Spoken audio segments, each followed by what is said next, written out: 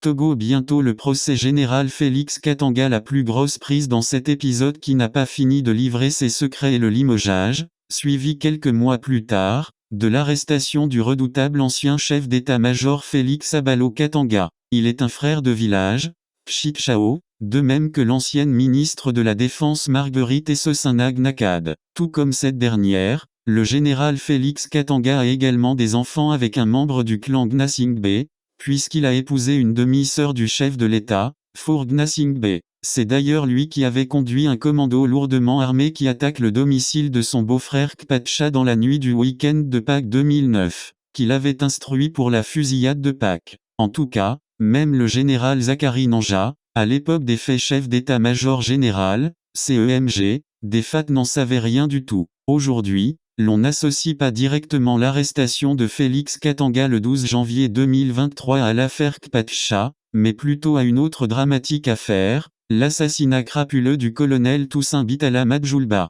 Ce dernier n'est pas marié à une Gnassingbé, mais l'une de ses épouses, la première dès lors est d'une famille très proche du prince. La famille Badabon de Pia, dont le papa capitaine de l'armée qui était de la même génération que Gnassingbé père, et le commandant Thomas Badabon de la même génération que Calix et Toussaint, paix à leur âme. Tenez-vous bien, son grand frère l'ambassadeur Calixte Batossi Madjoulba l'aurait échappé de très près car l'union n'a pas tenu. Sinon peut-être que le nouveau ministre de la Sécurité et de la Protection civile de Faure depuis le vendredi 8 septembre 2023 serait un compagnon de misère de Félix Katanga, de Donald Sodji et d'un certain Charles Essoana Mwala Azumaro. Ce dernier, qui se trouve à la prison civile de Lomé depuis mars 2023, n'est autre que le mari de la regrettée Yvonne Gnassingbé, la demi-sœur du président Faure. Il est simplement poursuivi à tort ou à raison par le procureur de la République pour non-assistance en personne en danger. Monsieur Charles Essoana Mwala Azumaro est du canton de Lassa,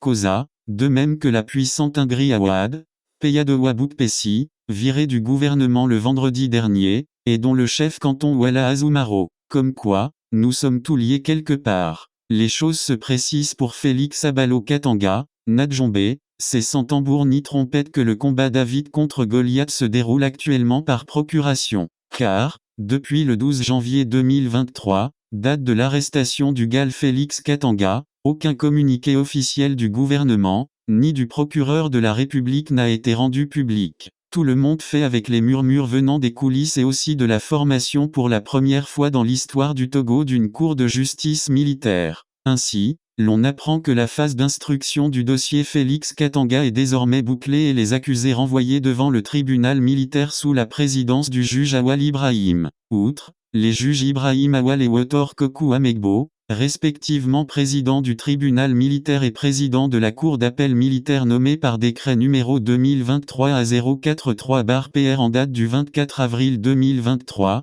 7-07.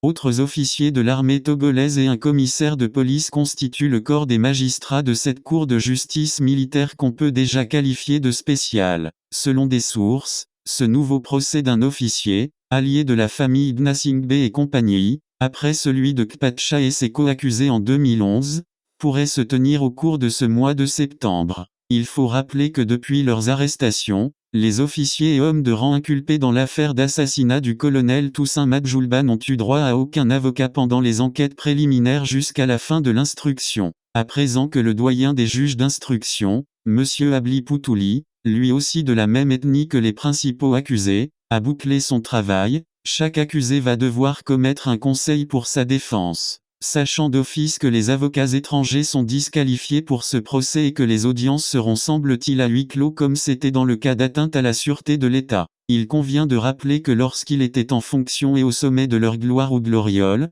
Félix Katanga et ses compagnons de misère n'avaient que faire de la notion des droits de l'homme. Aujourd'hui, lui et les siens vont devoir se lancer dans la recherche d'un ou plusieurs avocats togolais pour assurer leur défense dans un procès dont on peut facilement deviner l'issue. Le fonctionnement clanique étant la norme dans le pays, Félix Abalo Katanga va-t-il confier son sort à ses frères avocats de la Kosa? Les rares avocats kabyais qui s'étaient essayés sur les dossiers politiques s'appellent Abid Chessa et Feu Talboussouma. Les autres sont dans la réalité des avocats d'affaires pour défendre l'État ou les sociétés para-étatiques. mais leur efficacité laisse à désirer si l'on s'en tient aux différentes condamnations et amendes que subit l'État togolais dans plusieurs dossiers. Tous les autres frères avaient brillé par leur absence dans les affaires Luc Patchak Patcha, Sowagba Bertin, Sama Essoanlom et Pascal Bodjona. Vont-ils accepter cette fois-ci de défendre Gal Katanga ou les prévenus vont-ils se rabattre sur les avocats du Sud? On se rappelle que dans le cas Patchak Gnassingbé, peu d'avocats du Nord avaient accepté de le défendre. Et pourtant, la générosité de l'ancien ministre de la Défense Kpatcha était sans limite vis-à-vis de ses frères sans exception. Qui donc pour sauver le soldat Félix Katanga et compagnie? On le saura dans les jours et semaines à venir. Sur la place, après la mort de Me Agboyibor et Me Olympio, les meilleurs procéduriers qui sont encore honnêtes selon les sources judiciaires sont, entre autres, Me Babalima, Me Kpad, Me Tchassante. Si seulement le premier magistrat du pays, Four Gnassingbé pouvait accorder une dérogation spéciale aux Togolais, Me François Boko et sa consoeur Mawaba Songbalouki, tous inscrits au barreau de Paris pour participer à ce procès, cela rendrait la procédure plus attrayante. Une pensée pieuse à feu maître Talboussouma de Kouméa qui avait pris ses responsabilités pour défendre son frère Pascal Bodjona et bien avant, c'était le colonel Narcisse Djoua dans une autre affaire de coup d'État. Le colonel Narcisse Djoua, cet ancien chef de la garde présidentielle du général Eyadema, un autre officier togolais de sinistre réputation est mort le jeudi 16 août 2007, à l'âge 59 ans, au pavillon militaire du CHU de Lomé-Tokoin. Lui aussi a connu un procès en catimini, au tribunal de Kara, Nord Togo, et condamné à 20 ans de réclusion criminelle. Le potentiel menu des chefs d'accusation et collision dans l'affaire Félix Katanga. Tous les projecteurs pointent sur l'assassinat crapuleux de l'ancien chef corps du Bir, le colonel Toussaint Bitala Madjoulba. Dans la nuit du 3 au 4 mai 2020 et dont le corps sans vie se trouve toujours dans l'un des casiers de la morgue du CHU So à Lomé. Selon plusieurs sources, le soldat Abalo enregistrerait à son actif beaucoup d'autres crimes et aussi soupçonné d'être commanditaire des braquages à main armée. Ce dernier aurait eu son baptême de feu depuis qu'il était lieutenant sous Atcha Mohamed Titikpina à l'époque au Campri. Mais ironie du sort, le gal Atcha Mohamed Titikpina à qui il avait succédé plus tard à l'état-major, aurait simplement boudé l'intronisation de son dauphin. Le cas de l'assassinat à bout portant du jeune mécanicien de 11 ans nommé Idrissou Moufidou à Agoezongo est encore vivace dans les mémoires. Ceux qui connaissent Félix en maniement des armes se demandent comment un tireur d'élite qui fait la chasse des animaux féroces peut en arriver à abattre froidement un vermisseau qui d'ailleurs s'était couché dans une cachette, et si c'était là le signe du début du déclin du redoutable soldat, car même à la chasse, l'on épargne les petits animaux, les vieillards et les mamans qui portent des bébés. C'est aussi la même chose lors des guerres et c'est pourquoi l'on parle de crimes de guerre. Les supputations vont toujours bon train au moment de son déclin, car beaucoup lui attribuent également l'abattage de personnes tombées dans les manifestations politiques du PNP par balle à billes. Au sein de certaines familles de Pia, c'est l'assassinat à bout portant du sergent Kossit Shaaki Falang, ce compagnon de sécurité de Kpatcha Gnassingbé, ligoté et froidement abattu par arme lourde comme le montrent les impacts dans le thorax. C'était dans la nuit du dimanche 12 au lundi 13 avril 2009 après son arrestation au domicile de Luc Kpatcha Gnassingbé. Le sergent Tchaa se serait mal pris. Il était le premier à braquer son arme sur Abalo avant de se laisser désarmer. Il s'agit d'un acte impardonnable en matière militaire, dit Xi un parent proche. Alors qui dit Kifalang fait appel à feu Kifalang Baka Michel, ancien maire de la ville de Kara et bien avant préside de la chambre de commerce du Togo, au cadre de la brasserie Kara. Tout comme Étienne Gnassingbé et Yadema, Baka Michel était également l'un des rescapés du crash de l'avion présidentiel DC-10 de 1974 baptisé attentat de Sarakawa. Pour finir, Baka Michel est l'oncle maternel le plus influ de la famille Gnassingbé, le seul d'ailleurs à faire construire sa maison au sein du camp des Bérets à Pia. Cette affaire du sergent Tchaakosi Kifalang va également connaître son épilogue car, l'on fait état d'un cabinet d'avocats qui aurait le dossier en main pour défendre la veuve et les orphelins, SIC. Les coulisses évoquent également des plaintes de plusieurs familles de militaires, dont les époux ou enfants seraient déclarés partis en mission depuis des années et dont les proches n'ont plus de nouvelles. Il serait également un co-auteur des incendies du Grand Marché de Kara, la nuit du 9 au 10 janvier 2013, et celui d'Adaulato de Lomé, dans la nuit du vendredi 11 au samedi 12 janvier 2013. D'autres encore évoquent des cas de violation ou de crimes autour de ces plantations, dont celle dans la préfecture de l'Ave. Pour continuer l'éventail de ces liens familiaux qui gouvernent le Togo depuis des décennies, le Gal Katanga serait du même village d'origine, Chichao, que l'ancienne ministre des Armées Marguerite Gnakad, de même que son ancien compagnon d'armes me François Boko avec qui serait également neveu ou cousin. De son côté, le magistrat Awali Ibrahim, originaire de Tchamba, cousin des Bassarides par l'origine des peuplements du Togo, qui s'apprête à présider le procès Félix Katanga est l'enfant d'une dame qui est du même village que la mère de ce dernier, c'est-à-dire Awali, dont le nom de famille de la mère est Gnofam, et Félix, dont le petit nom Bassar est Nadjombe. Fils aîné d'une maman de Binaparba ont pour mère deux femmes originaires de Binaparba qui sont des sœurs du général Charles Zoumaro Gnofam. C'est dire qu'après l'implosion du vivre ensemble dans l'Est, l'on s'achemine vers une exportation d'une explosion dans l'Ouest. Or depuis quelques années déjà, le climat est délétère à Binaparba, les frères et sœurs seraient constitués en plusieurs clans. Il y a les pro-Gnofam, le général, les pro-Gnofam, l'ancien ministre, et les autres, chefferies traditionnelles, qui se regardent en chiens de faïence. Le général Félix Abalo Katanga, ancien homme fort des forces armées togolaises FAT ne serait pas n'importe quel gendre, reconnu bon chasseur. C'était à lui que revenait l'insigne honneur, semblerait-il parmi les beaux pour aller chasser des lions, dont les têtes avaient été brandies lors des funérailles nationales du beau-père. Sachant que derrière un homme influent des régimes en Afrique se trouvent des proches bien positionnés dans les postes de décision du pays, le risque de délit familial n'est pas exclu. Peut-être, pour Fourgnasingbe qui ne le savait pas, les deux vis-à-vis, Awal vs Félix, sur le ring se connaissent bien et ont partagé l'enfance sous les monts Barba Bassar. On appelle ça en français facile conflit d'intérêts,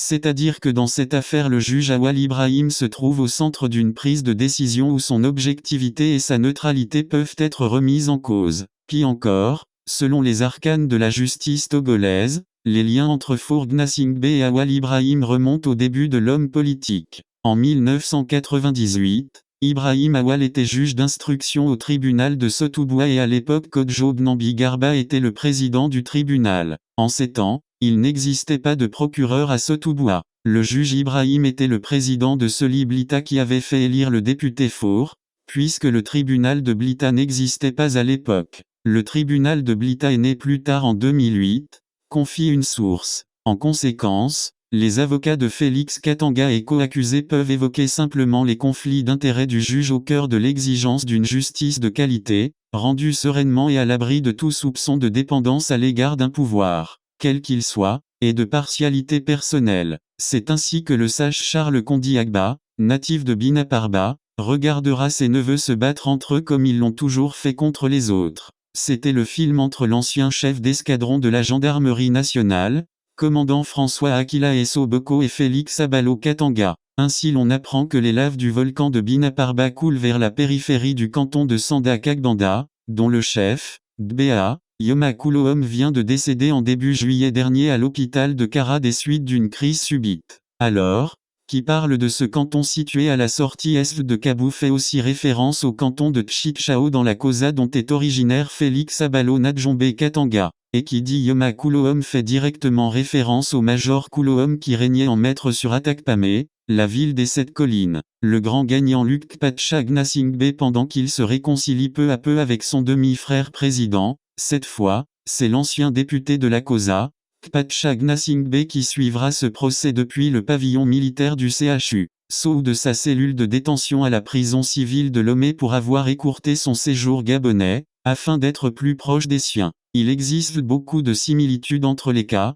soupçon de coup d'État contre Faure, ce qu'on reprocherait aussi à Toussaint, arrestation et pillage de domicile. C'est lui qui aura fort à scruter les faits et gestes des magistrats et avocats, dont il a fini par découvrir très tardivement la double face. Des avocats qui acceptent de vous défendre mais qui tombent sous le charme de la facilité et la corruption de vos geôliers. Le général Félix Katanga est un homme bien averti, car à l'époque du jugement de Kpacha, il était le tout-puissant homme fort qui avait même requis une lourde peine pour son beau-frère et il l'a finalement obtenu. Effectivement, dans cette affaire Kpacha, tous les observateurs avertis avaient senti le militantisme du juge Abalo Pechelebia qui a démontré qu'il était en mission pour le pouvoir, et qu'en bon militant du RPT UNIR, il pouvait condamner sans frémir, des accusés à des peines d'emprisonnement allant jusqu'à 20 ans et pour certains innocents jusqu'à la confiscation de leurs biens. Il n'en avait relaxé aucun, malgré les réquisitions du ministère public et des organisations de la société civile, OSC, qui cherchaient à en épargner quelques-uns. La preuve en était le verdict contradictoire de la Cour de la CEDEAO sur les cas de torture et dédommagement. Actuellement, le plus gros dilemme chez Faure Gnassingbé est qu'il n'a jamais su profiter des situations même quand l'opinion lui semble favorable. S'il est vrai que l'arrestation musclée de Kpatcha par Félix, connue comme la fusillade de Pâques, n'aurait pu être effectuée sans la connaissance du chef suprême des armées, il faut s'interroger si l'objectif de la mission a été atteint. Pour beaucoup, cela a été un échec, car pour un soldat, on ne bombarde pas une maison à ce degré pour espérer retrouver les occupants vivants. Par conséquent, le chef de l'État aurait dû le laisser à la disposition de son état-major pour lui appliquer la discipline militaire. Mais en lieu et place, le colonel avait été promu au grade de général et propulsé à la tête de l'état-major général des FAT.